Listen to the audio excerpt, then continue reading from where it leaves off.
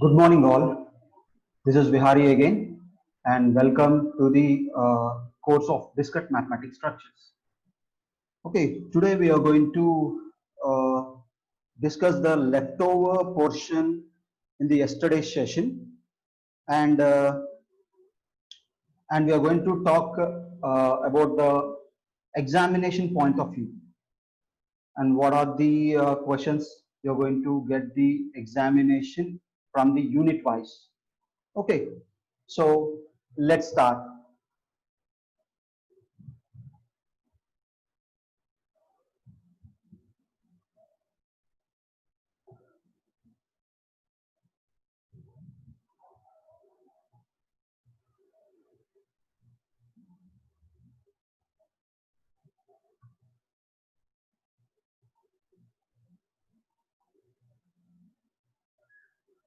So yesterday I have told you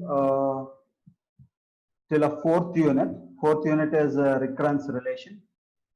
So before going to this syllabus, again I'm going to recollect once what is the discrete mathematics and how we are going to how the discrete mathematics is benefit to you. Okay, discrete mathematics is a foundation course for computer science. And in this discrete mathematics, you're going to learn logics, techniques, and tools. Logics, techniques, and tools. Okay, with this logics and techniques and tools, you can implement, by this logics, you can implement the problems in any of the programming language. Okay, if you know the logic of a particular problem, you can implement that logic in any of the programming language, either C, C++, Java, Python. Only thing you need to know is logic. With that logic, you're going to implement that logic in any of the programming language. Okay, so in discrete mathematics, you're going to learn the logics of problems. Okay. Coming to the syllabus. Okay. In recurrence relation, you're going to learn the sequence of numbers. Okay. So in the sequence of numbers, for example, consider 2 square. Okay. 2, 4, 6, 8, 10, and so on till you're going to calculate it 1000 numbers. So if I'm going to ask you what will be the 585th number, with this recurrence relations, you're going to tell the number, okay, the position, okay, where the number position. Okay, if I ask what will be the number in the 58th position, so you're going to tell the 58th position number. Okay, so in this recurrence relation, you have two types. Majorly 7 marks questions are two types. One is homogeneous recurrence relation and non-homogeneous recurrence relations. So in a main exam, you're going to get two questions. One is from homogeneous recurrence relation and second one is from non-homogeneous recurrence relations. So that I'm going to tell you when we are going to discuss this recurrence relation topic chapter. Okay, now coming to the graph theory. So this graph theory is very important. If you learn this graph theory, well, so it will be used in data structures also. So in data structures, you also have this graphs and trees. If you learn graphs, you're going to score in DMS and data structures, both. Okay, just graphs and spanning trees. Okay, in data structures, you have all the sprints, Kruskal's algorithm, BFS, DFS, spanning trees, and etc. Okay, so we're going to go with the what is a graphs. Okay, simply we just to know what is a graph. Okay, so if you know the graph, if you need to know the graphs, first of all, the major things, the two things you need to learn. One is vertices and second one is edge. Vertices, edge. Okay, so after discussing of examination point of view, I'm going to tell you about a few things about this graphs. Okay, coming back to the first unit. I'm going to talk now about the examination point of view. For the examination point of view, from the first unit, okay, one question you will get from proportional calculus, one question from predicate calculus. In the proportional calculus, you may get the question from either in the normal forms or in the theory of inference for statement calculus. Okay, in a normal forms, there are 4 types. Okay, you're going to learn 4 types of normal forms. Okay, CNF, DNF, PCNF, PDNF. Normal forms nothing but sum of products, product of sums. You already learned in the DLD. Okay, if you not learned in the DLD, I'm going to tell you the normal forms here also. Okay, and theory of inference. You may get a question from theory of inference for statement calculus. Either you may get from the normal forms or you may get the question from the theory of inference. And these all are basic things. Till here, these all are basic things. So if you learn all these basic things, then only you go with the normal forms and theory of inference. Okay, the 7 marks question may get from normal, the higher question. Okay, normal forms or theory of inference for statement calculus. Okay, one question from proportional calculus. So another question from the predicate calculus. So in the predicate calculus, the one question you may get from this is inference theory of predicate calculus. There you get the inference theory of proportional calculus. Here you may get the question from inference theory of the predicate calculus. Okay, one question from this and one question from the this. Okay, if you learn this both, okay, I know. In the examination point of view, you need to learn all the 5 units. I think the examination pattern was changed. You need to learn all the 5 units. You're going to get the questions from all the 5 units. Okay. So that's why I'm telling that. So every question, every method is important. Every method is important. First of all, you need to learn the basic things and then you go with the final method. Okay. So in this first unit, from the first unit, you have a proportional calculus, predicate calculus. In the proportional calculus, the question you're going to get from normal forms and theory of inference from, if you're going to call this is as a proportional calculus or statement calculus, both are same. Okay, theory of inference from the proportional calculus and theory of from this the theory of inference for predicate calculus. You're going to get the questions from this and this. Okay, coming to the second unit. Okay, you're going to have a 4 topics, that is sets, relations, functions, and algebraic structures. One question may get from this both sets and relations, and one question may get from this. functions and algebraic structures. Okay. So in this, I'm going to tell you what kind of a questions you may get for the main exams. Okay, from the sets you're going to get the 7 marks question as principles of inclusion and exclusion. Okay, in this, if from the relations you're going to get a trans to closure or equivalence relation or partial ordered sets and hash diagrams. Okay, so these are all topics are important topics. Okay, so coming to the functions, the important topics are compositions and permutations and recursive functions. Okay, these are all the important topics. Okay, from the algebraic structures.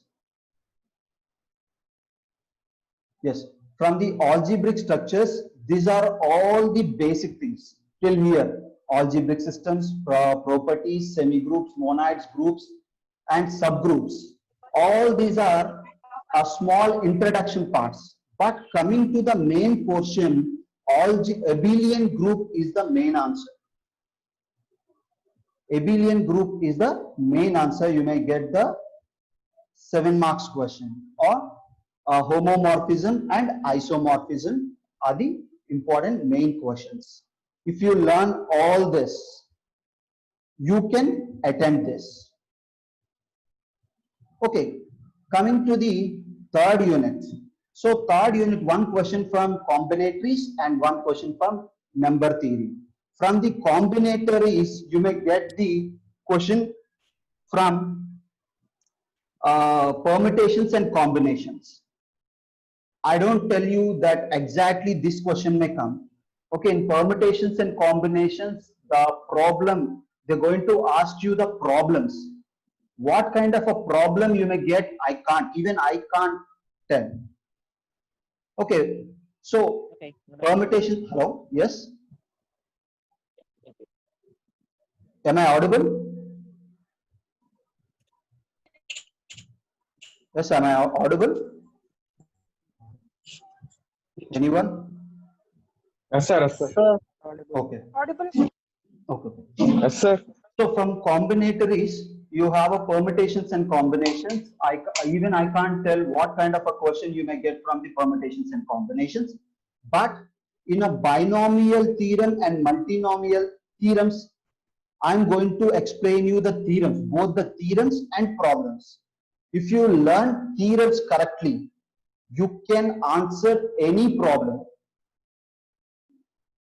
Okay, if you learn these theorems correctly, you can answer any of the problems. Okay, in this combinators, either you may get the question from permutations and combinations or binomial and multinomial theorems and problems also.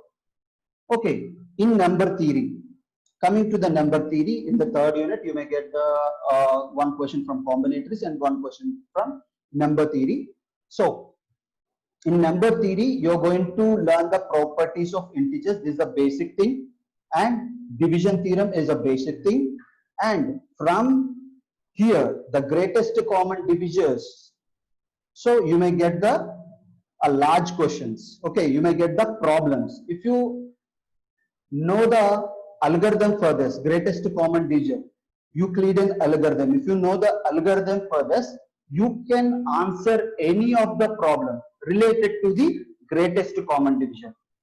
If you are they're going to give any of the two numbers, any of the large big numbers, it will be very easy for you to solve the problem.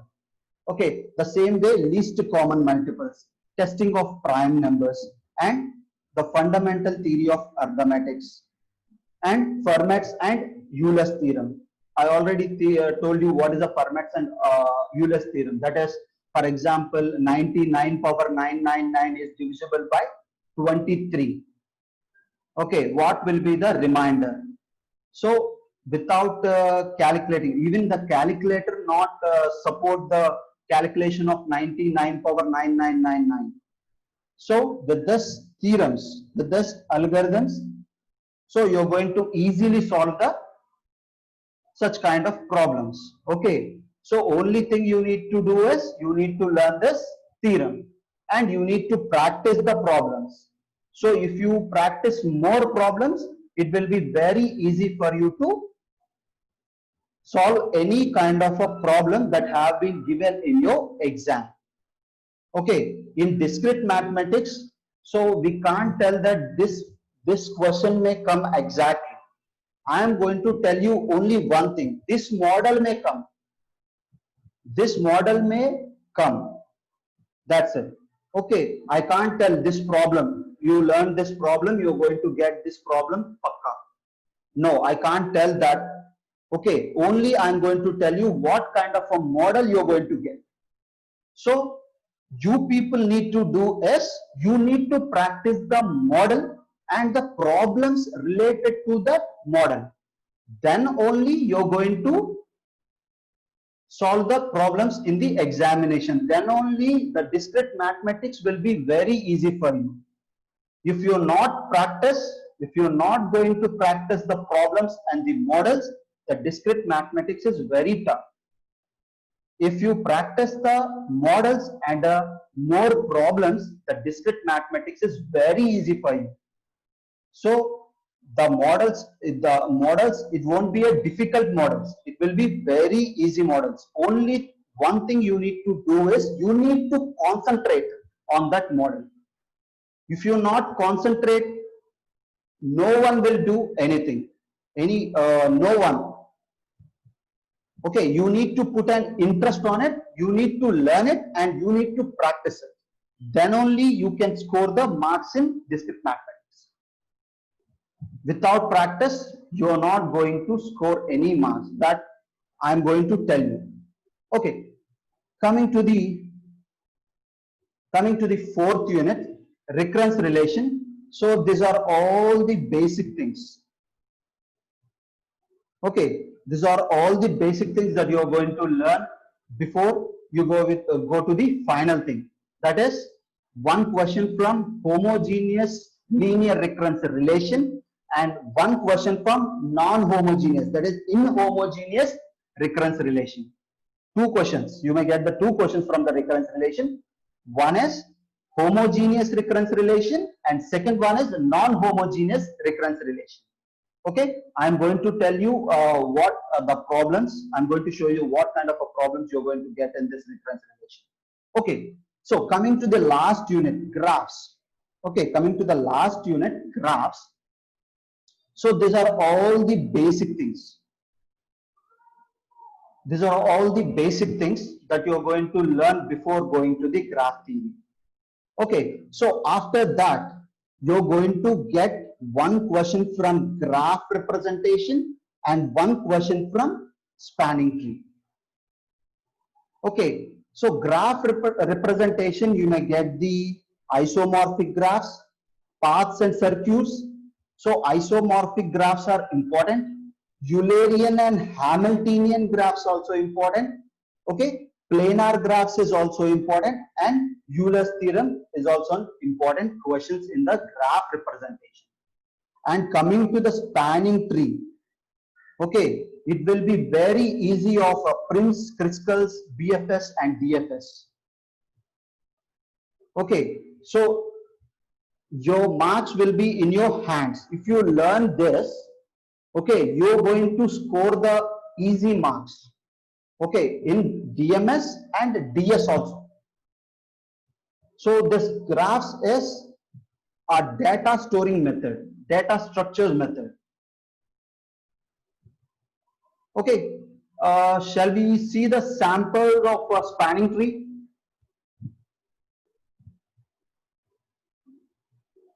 What is a graph? Shall we go for what is a graph and what is a spanning tree? So I'm going to start my first unit from the next class.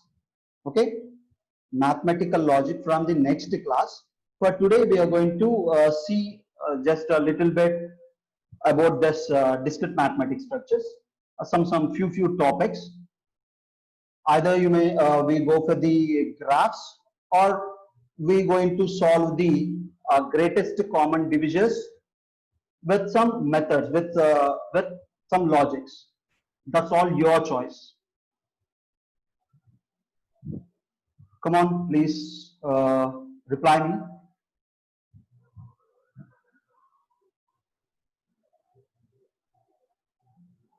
Hello, I'm waiting.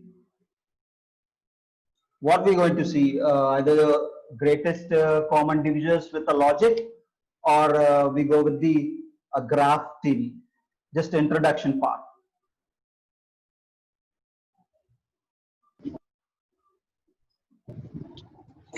Sir, graph theory, sir. Graph theory. We go with the graph theory. Okay. Okay. Well, so in graph theory, so first of all,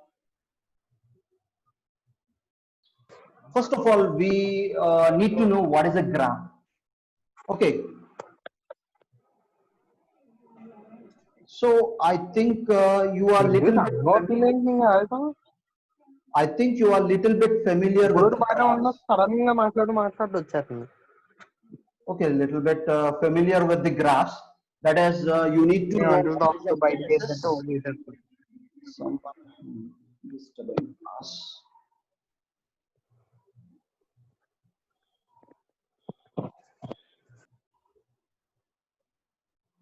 Okay.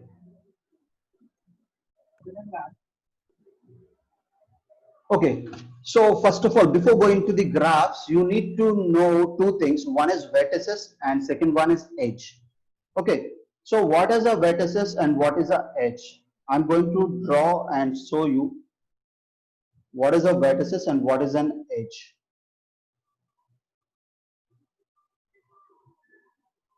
Okay. Okay. If I'm going to take this node, okay, if I'm going to take this node, I can call it as a vertices A. Okay, this node, I'm going to call it as a vertices B.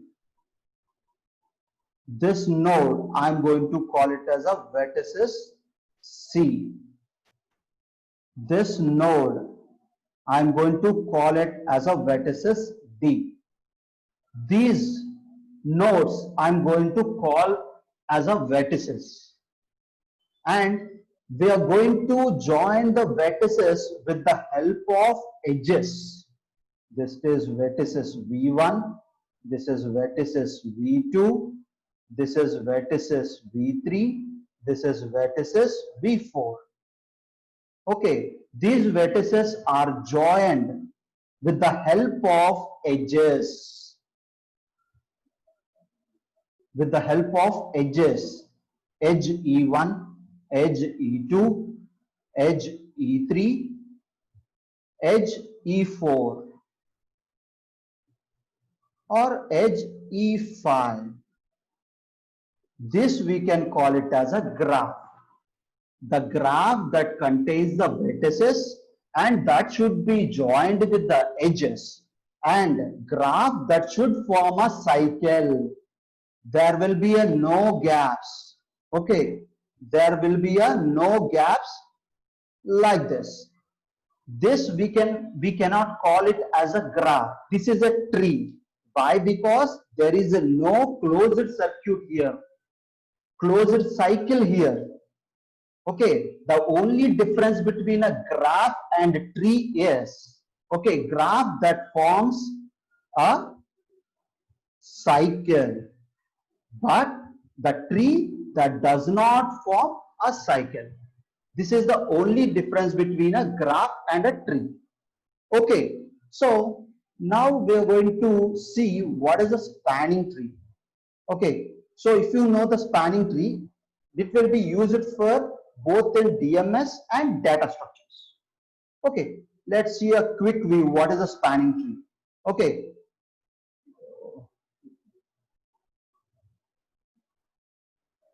Okay. Let's see this.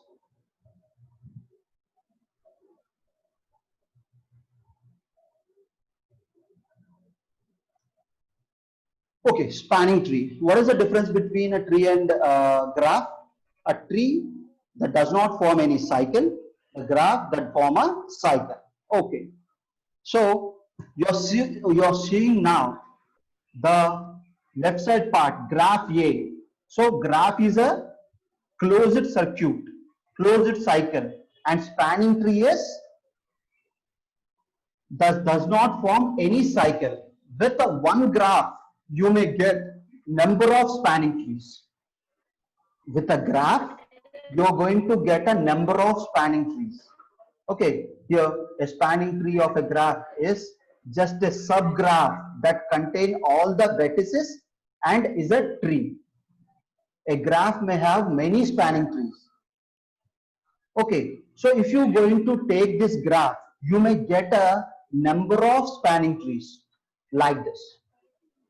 If you get a simple graph like this, a small graph, this is a small graph, you're going to get these many spanning trees without forming a cycles. Okay, total you're going to get a 16 spanning trees.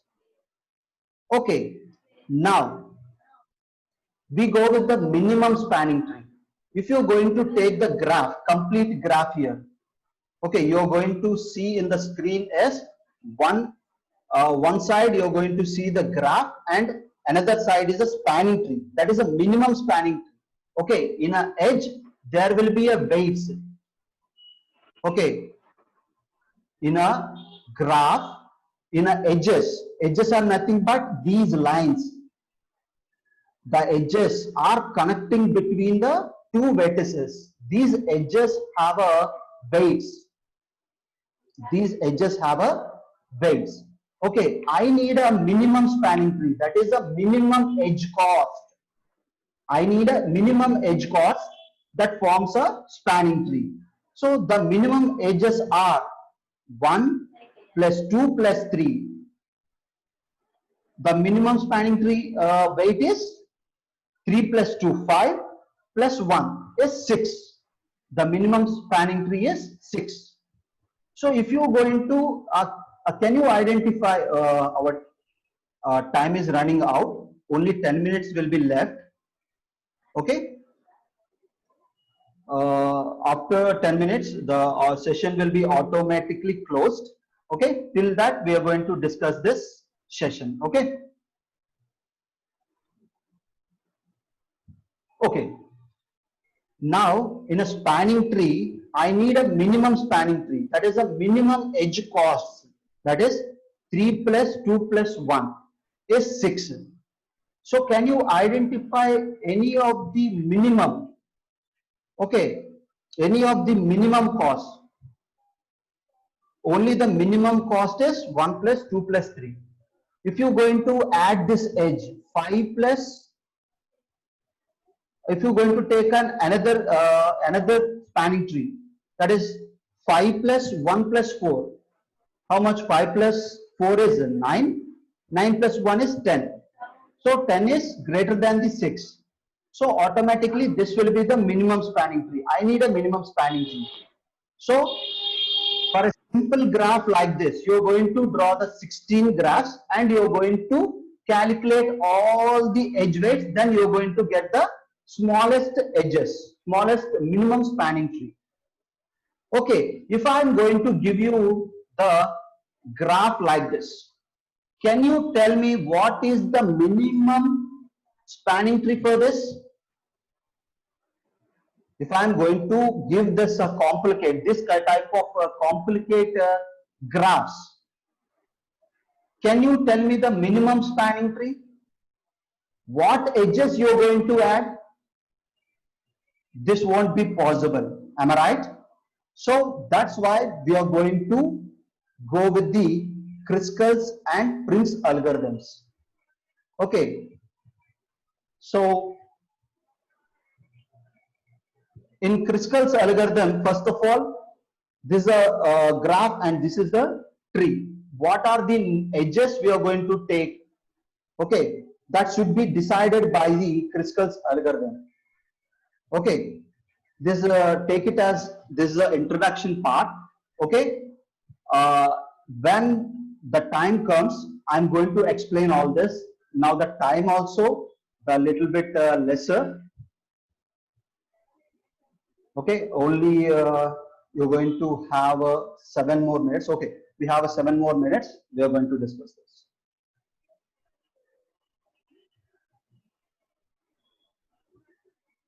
So coming to the Kruskal's algorithm. Okay, sort the graph edges with respect to their weights. Start adding edges to the minimum spanning tree for the edges and the smallest weights until the edge of the last weight. Only add the edges which does not form the cycle. Okay, only we are going to add the edges that does not form the cycle. Okay, edge which connects, only disconnect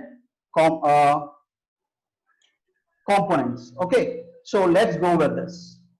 Okay, first we are going to arrange all the edges. Okay, AB, AD. Okay, like this. Just a minute, it's not working. Okay. Okay, first of all, we need to sort all the edges according to the alphabetical order. Okay, now, first edge. See the first edge, A to D. The edge weight is 1. So, can I join edge weight A to D? Yes? Yes. So, first of all, I sorted all the vertices in a alphabetical order. Now I'm going to see this. Okay, first edge weight is 1. Okay, first edge's weight is 1. So I'm going to add A to D. Next, what is the edge? So according to the edge weights, okay, first I'm going to arrange all this according to the edge weights. Okay, next edge weight is 1. That will be C to F. Can I add C to F?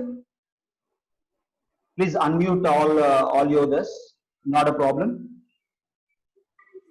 Yes, sir. Okay. Can I add edge C to F? C to F here. Yes. Okay, next C to E. Can I add C to E? Yes. Okay. Only thing you need to remember is it does not form any cycle. Okay, it does not form any cycle like this. A to B, B to D, B to A. If it is formed like this, it forms a cycle. You are going to remember that it does not form any cycle. Okay. Next, I have an edge 2. Edge weight is 2. Can I add edge 2, E to G? E to G. Can I add E to G? Yes or no? Yes. Okay. Next, H2J. H2J. Yes. F2G. F2G. F2G. Now tell me F2G. Can I add F2G? No, sir. No. Why? Because it forms a cycle. So I'm going to eliminate this. Okay. I'm going to eliminate this. Next weight. G to I. Yes. I'm going to add the G to I. I to J. I to J. Yes. No, sir. I to J. Yes, we No. can add this. It does not form Yes, any sir. Yes, cycle. sir. Yes, it does not form any cycle here. And A to B. A to B. Yes. A to B. It does not form any cycle there. Okay. And B to D. No, sir. No. If I add B to D, it forms a cycle. A to B, B to D, D to C cycle. It cycle అయిపోతుంది. So I'm not going to add this. And B to C, yes, I can add B to C. Next, G to J, G to J. No, sir. No. If I add this, No, sir. it forms a cycle. So this is your minimum spanning tree, and you can calculate all these edges, and you're going to get the minimum weight there. So this is the Kruskal's algorithm. See how simple. First of all, you need to arrange all the edges according to the weights, and then you're going to connect all the edges, and only thing you're going to remember is it does not form any cycle. Okay, like this, we are going to learn the logics and you are going to perform the tasks. Okay, is this as easy? Yes, sir. Yes, sir. So only thing you people need to do to learn this discrete mathematics is only you're going to learn the logics, techniques and tools, and then you're going to implement in problems. Okay, then only you're going to get into this discrete mathematics. Okay, so the time is the leftover time is 1 minute. Okay, so I'm going to start my first unit from the next session. Okay, if you have any queries, you can unmute all your mics and you can go with queries. Okay, you have a less than 1 minute time. Okay, Sir, I have a doubt. yes, tell me. Sir, if we arrange, if we the circle, sorry, cycle which does not form, sorry, how can, sir, ఇప్పుడు Only can I remember speak in one Telugu, sir? thing. If you're going to draw a spanning tree, the spanning tree that does not form any cycles. Okay, complete cycle, closed cycle, it does not form. Okay, Yes, sir. so while coming to the Kruskal's algorithm, we just see the three steps. One is you're going to arrange all the edge weights first. Next, you're going to join one by one edge and you're going to see it does not form any cycle. Okay, while you're joining,